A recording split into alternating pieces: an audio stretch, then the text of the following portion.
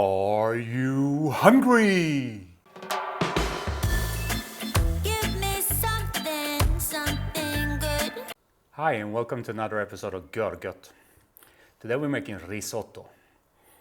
And it's a risotto that you typically get in the Italian-speaking part of Switzerland, so Ticino. And it has a secret ingredient. It's called Gorgonzola. But before we have a look at all the ingredients, please do me the favor, click the subscribe button, check the little bell icon. That will allow you to get notifications once new episodes come online. Now let's have a look. We have our risotto rice. This is Arborio rice, perfect for risotto. We have a bit of Parmesan. We have some Portobello mushrooms, because it's just nice to put some mushrooms in there. An onion. We have some white wine. Doesn't really matter what kind, because you're going to cook it anyways. And if you saw the last episode, you know we made vitello tonato. So here we have the stock from the vitello tonato, and that's perfect to make the risotto with.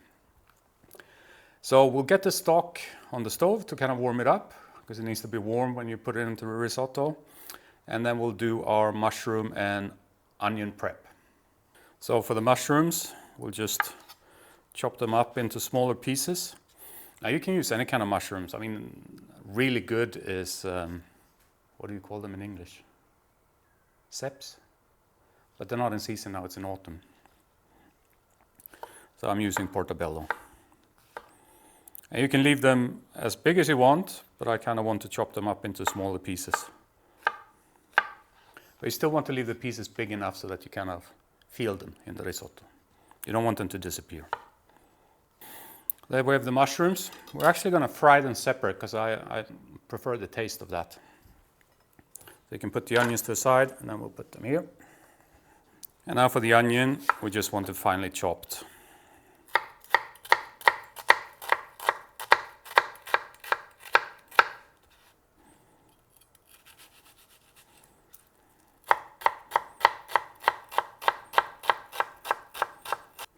There we are.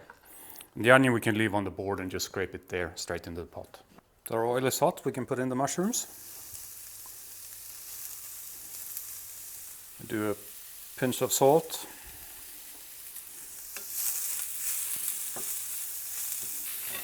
And here, by the way, now you can see our stock is boiling.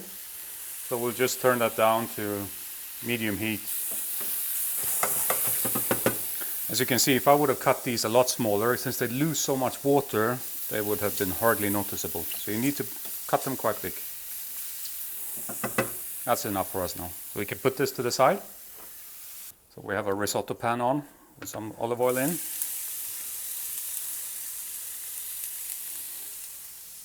Our onions go in and the risotto rice. You don't want to color it, you just kind of want to soften it a little bit. And now we'll put some white wine in. Switch to a wooden spoon. Because the trick with the risotto is to constantly stir. You want to cook off the alcohol in the wine.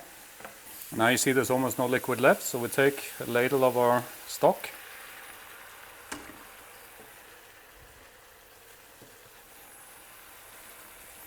Again, time to fill up. And this is basically what you continue doing until the rice is cooked. So we're almost done now. The rice has a nice bite to it, not too soft. We've been on the top heat the whole time, and now we'll turn it down just a very low heat. And it's very therapeutic, stirring the whole time. It's great after a stressful day at work. But it takes a bit of time. Probably 15 minutes now for this risotto here. We'll start by adding some Parmesan. Quite a generous amount. Now we'll add in our Gorgonzola. I will start with half of it. Now there's two types of Gorgonzola. There's this called Dolce, and then there's the Picante. The Dolce is basically not matured at all, not aged. So it's quite neutral in taste. And it's called Dolce in Italian means sweet. So it's almost a little bit of sweet. Look how nice and creamy this is. Put our mushrooms in there.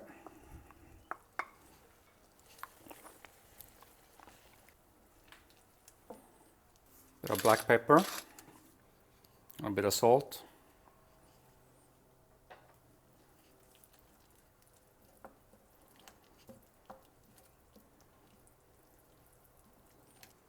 I'll give that another try. Now that's perfect for serving. You have a look on the top camera. Our beautiful risotto. Now let's plate this up. It's not about winning any design competitions, it's about enjoying good food. I fried some slices of the mushroom as well, just to put on top. And just a little bit of thyme, because it has a little bit of color and it tastes nice. Our risotto, let's try it. Can't wait to dig into this. Haven't had this in a while.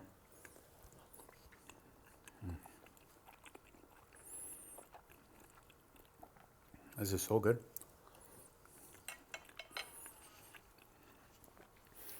As you saw, the basics are the same. I mean, if you want a piece of meat and serve a kind of natural risotto with it, just leave out the mushrooms, but do the same steps. I really think the Gorgonzola adds to the overall. It adds creaminess, adds a little bit of a kind of Gorgonzola taste. It's difficult to describe, but it adds body to the risotto. I think that's a good way of describing it.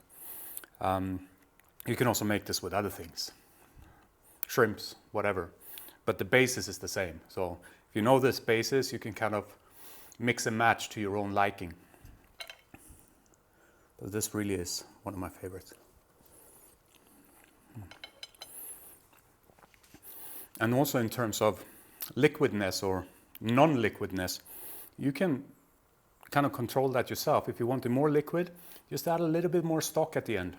Once you've kind of done tasting and seasoning it, add a little bit of stock, stir it in, see if you're happy with the consistency. I think this is quite good. Could maybe be a bit more liquid. That's how I like it. As always, if you stuck with me this far, there must have been something you liked about the episode. So please do me the favor, click the thumbs up button, like this episode. And if you haven't done so yet, please also click the subscribe. That's it for this time. I thought it was a good way of kind of showing what you could do with the leftover stock from the vitello. A wonderful risotto.